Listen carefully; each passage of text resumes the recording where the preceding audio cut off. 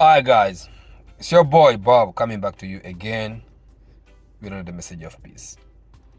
I salute you as always in the name of peace. But before all, let's thank the Almighty for allowing us to be alive another day. Let's thank Him for peace. Let's thank Him for health. Let's thank Him for health. Let's thank Him for prosperity in our lives. But above all, let's thank Him for love. Amen. So this video, right, I'm talking to the ex-Muslims again, man. I consider you guys as my brothers and sisters, man. You guys are claiming that you have left Islam. I am so joyful and so happy for you guys. If you have found something else outside of Islam, I salute you guys.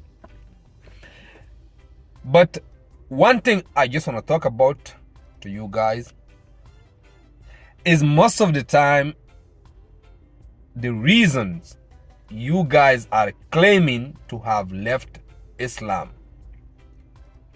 Because to me, honestly, when I listen to an ex-Muslim explaining the reason they have left Islam, if this is the reason you guys have left Islam, right, it doesn't make sense to me, honestly. But if it makes sense to you, more power to you.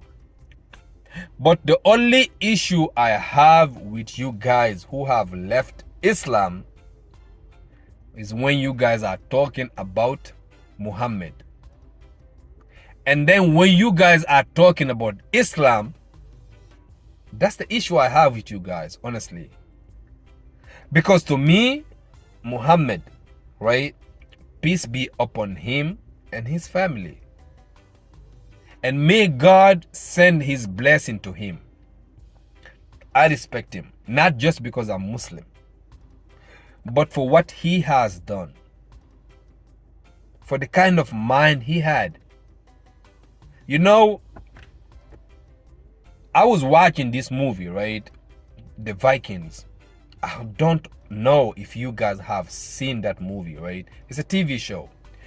The Vikings. Go check it out. If you check out the Vikings, you will see these people, the way they lived their life. We nowadays will not understand the way they live their life. These people used to sacrifice human being to please the gods. These people used to go to war, travel far away, and take with them their own families. I mean, they go on boats, right? Big boats, right? They go into another city, fight and take over the city. These people used to marry more than 1, 2, 3. They used to marry, right? They used to do a lot of things that are not understood nowadays. When I was watching this movie, I saw a lot of things that were similar to what was happening during the time of Muhammad.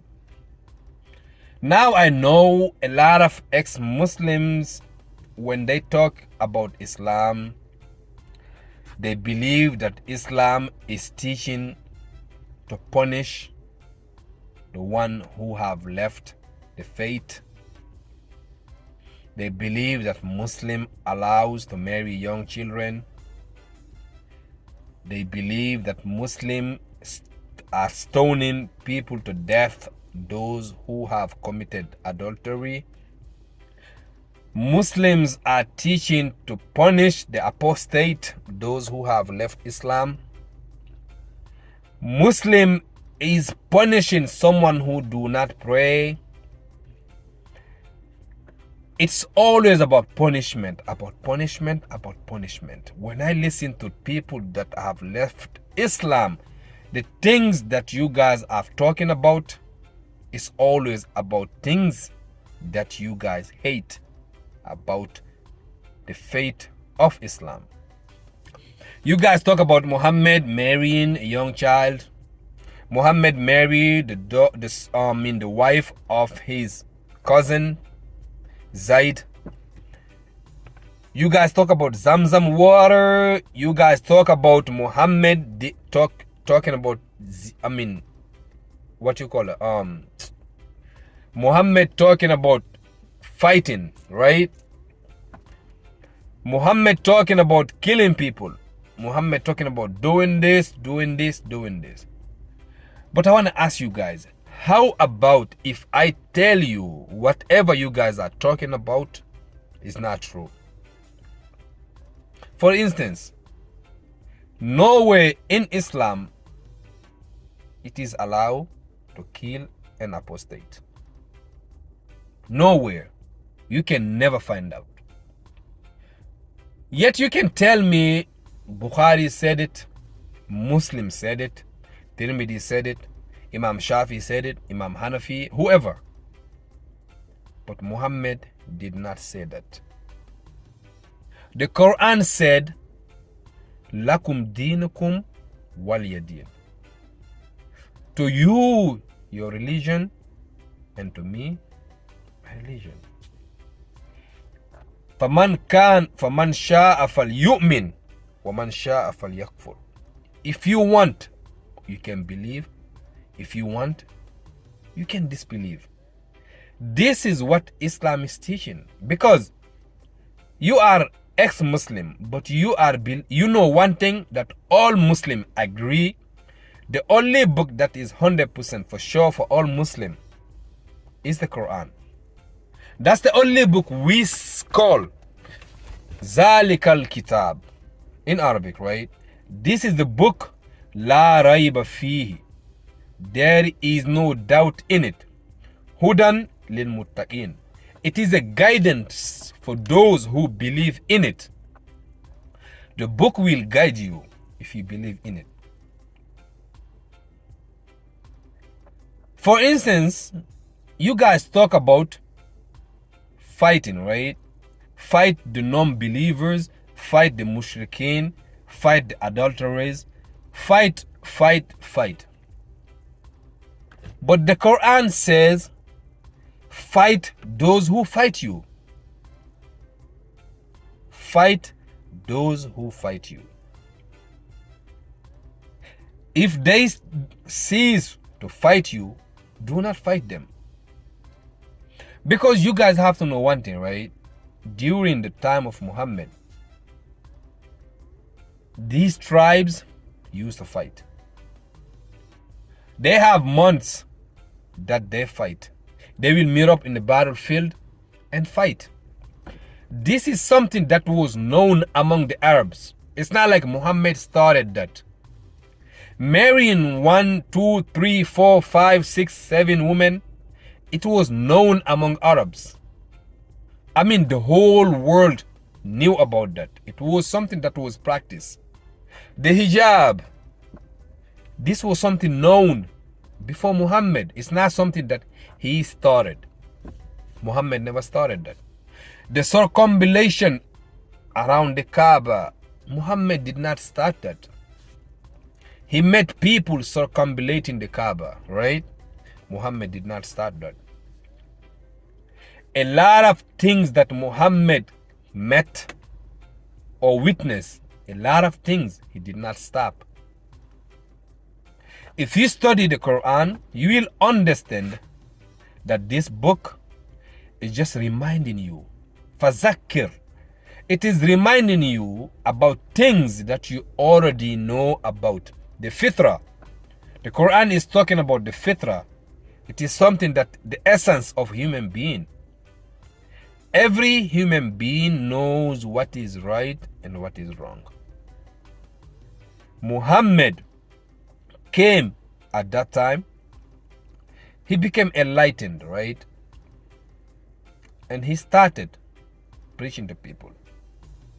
But if you are truly an ex-Muslim, if you have truly studied the life of Muhammad, you know prior to Muhammad revealing his prophecy, he was known as a Sadiq, the trustworthy one. Why is someone called trustworthy?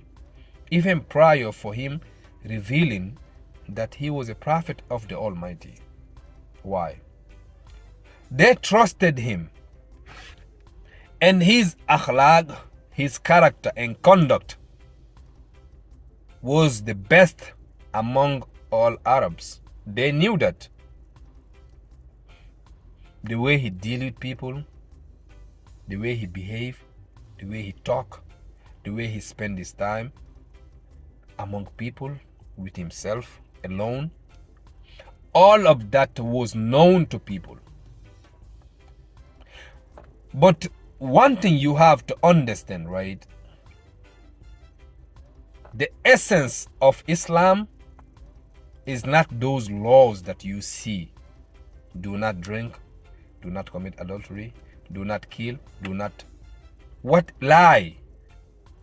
All of those stuff are not the essence of Islam. Truly, the essence of Islam, the faith of Islam, truly is the faith, the self-understanding, self-knowing, and compassion, wisdom, guidance. This is the essence of Islam. Do not drink is not the essence of Islam, because these things were preached by Jesus, Moses, Buddha. Every single person you know prior to Muhammad were preaching not to drink intoxicant. Adultery.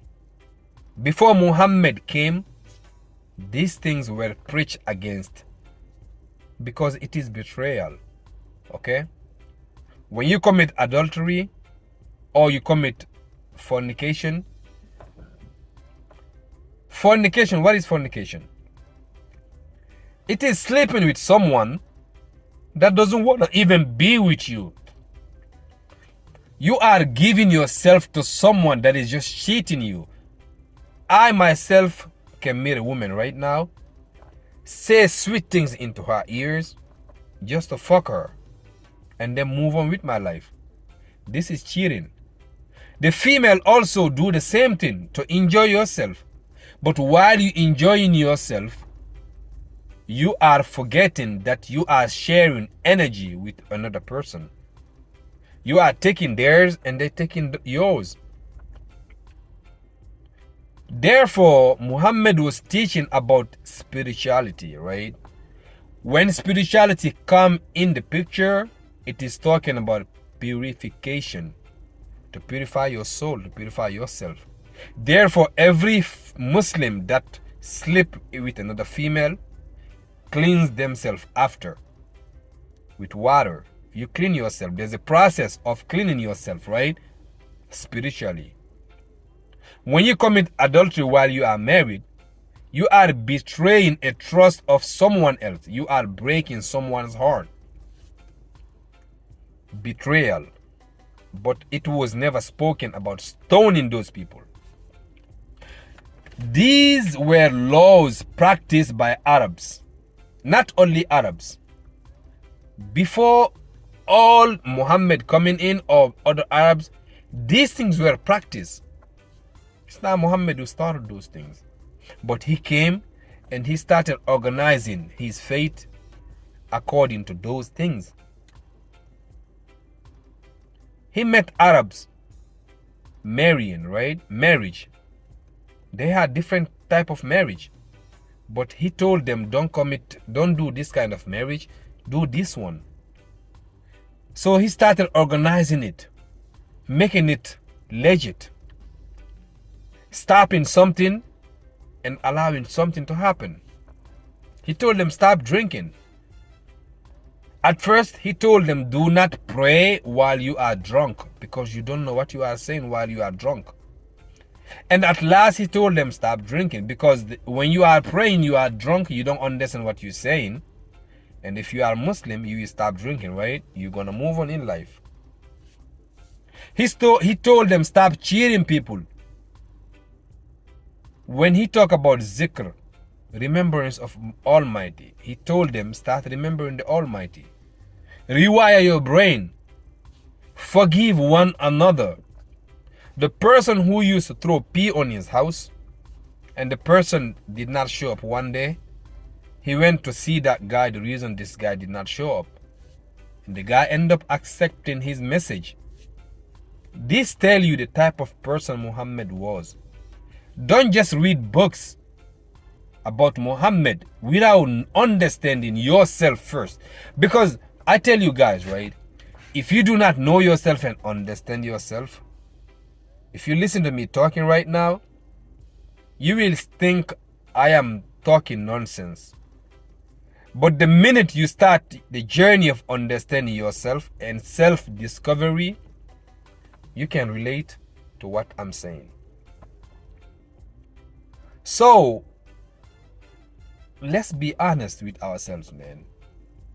When we are talking about Muhammad, come on, guys. If you are truly a Muslim and then left Islam, then you must have understood when you were a Muslim that these book of hadith, not all of them are to be trustworthy. Not all of them are to be trusted. We all know that. Not all hadiths are true. Some of them are not. And majority of hadiths were uttered by people about Muhammad, not by Muhammad. It's two different things. These people uttered things about Muhammad, but these things were not uttered by Muhammad. They are the things that they thought they have understood from Muhammad. Things that they have seen, things that they have heard. But one thing is for sure, you that is listening to me right now, whatever you are hearing me saying, your mind will interpret it according to your own mind. So imagine sitting next to Muhammad and hearing Muhammad saying something. You will understand only according to your mind. The way your mind translates things, that's how you understand it. If one of your friends tell you you are crazy, you're not going to take him serious. But if someone that you think hates you, or someone that you fought against before, tells you that you are crazy, your prejudiced mind will interpret that based on the conflict that you had with that person before. What's the difference with a friend or a non-friend calling you crazy? It's just a matter of interpretations. So guys, I'm not against you. I'm not mad at you. I'm not preaching. I'm not saying anything against you leaving Islam. To me, you guys have never left. When I say you have never left, what am I saying? You have never even belonged to it. How can you leave it? You were born Muslim. You never accepted that anyway. It was just bestowed upon you that you are Muslim. Your parents were praying, fasting, zakat, reading the Quran. You were doing that. But at the same time, you had friend, or the way you see the world, or the way you see things, whatever, never made sense to you. For instance, I want to listen to music. Someone tell me Islam is saying music is haram. But it doesn't make sense to me. Why should I stop listening to music that I enjoy so much? Because someone is telling me that this is not allowed. God is going to punish me. Therefore, if this doesn't make sense to me, I'm going to leave the faith. But I have never took the time to understand truly whether if music is allowed or not. But for your info, music is allowed in Islam. It is 100% allowed. I know many people believe that it's not allowed. To them, they should not listen to music because it's not allowed to them. But as for me, I listen to music because music is allowed to me. For me, it is allowed. But what type of music? I don't listen to music that are cursing, that are blaming other people, that are talking about against people. I'm listening to music that soothed my soul, something that made me cultivate wisdom. Okay? Like when Bob Marley said, emancipate yourself from mental slavery. None but ourselves can free our minds. Have no fear for atomic energy, 'cause none of them can stop the time. How long shall they kill our prophets while we stand aside and look? Some say it's just a part of a book. If I listen to this, to me, this is good music. But another music is talking about fucking, killing, murdering, enemy. I don't listen to those music because it is not good for my conscience. It is not good for my mind. It is dirty in my mind. This is not the life I want to live. I don't want to live a life that I'm fighting with people, that I'm fucking here, fucking there, this. That's not the kind of life I want to live. Therefore, I'm not going to listen to those kind of music because they are low vibrations. I'm listening to music that have high vibration. So therefore, before you critique anything about Muhammad, please be honest, man. Study the faith. Don't just hear someone telling you Muhammad married a girl who was 6 and consummated the marriage when she was 9. Things that doesn't make sense at all. You read in Bukhari that the stone run away with Moses' clothes and then his testicle was showing.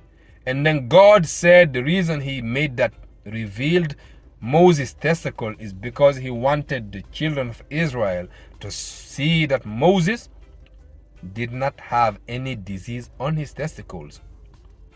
This thing doesn't make sense to me. A book that is telling me in Bukhari that Moses punched the angel of death and broke one of his eyes. This thing doesn't make sense to me. And I know for sure that these things have never happened. With conviction, I know they have never happened. And I know Muhammad have never taught anyone to murder an apostate. Why even would I call someone an apostate? You call yourself Muslim today, tomorrow you call yourself a Christian. What have changed in you? Have your character changed anyway? Because I would understand, right? If before you call yourself a Muslim and then you were drinking, committing zina, adultery, doing whatever nonsense you were doing. If you call yourself now a Christian and you do not do any nonsense no more, you are just taking care of your family, working. If things is working out for you in this manner, I really appreciate you. More power to you. And I know you will be a type of person who will want to unite Muslim, Christian, Jew, Hindu. You will want to unite people. You're not going to sit there and backbite. You're not going to sit there and talk shit about Muslims. You will be fair. You will be God-fearing. You will be conscious. You will be understanding. You will be compassionate. You will be merciful. You will be self-revealing. Therefore, I would say that the migration have worked for you. But if you leave Islam and call yourself ex-Muslim, but your character and conduct is still the same, then you have just changed the label. It is like me right now, my name is Ba, and change it to Diallo, or Brown, or George. What difference does it matter? I should have just kept Ba, because I'm still doing the same thing. That's all I want to say to you guys. One love.